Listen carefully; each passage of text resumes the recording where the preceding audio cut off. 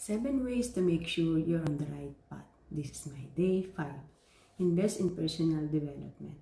Success doesn't come from luck, it comes from what you invest in yourself.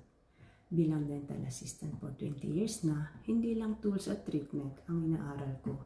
I invested in continuous learning from patient care, time management, hanggang sa communication skills. Ngayon, sa digital business journey ko, dala ko pa rin yung attitude na never stop learning. Kaya kung gusto mo mag-level up sa income, sa career, o sa mindset, start investing in you.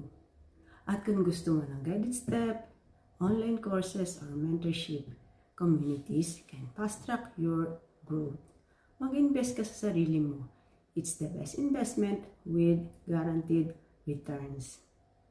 DM me kung gusto mong malaman kung anong skills ang pwede mong simulan habang nasa bahay lang.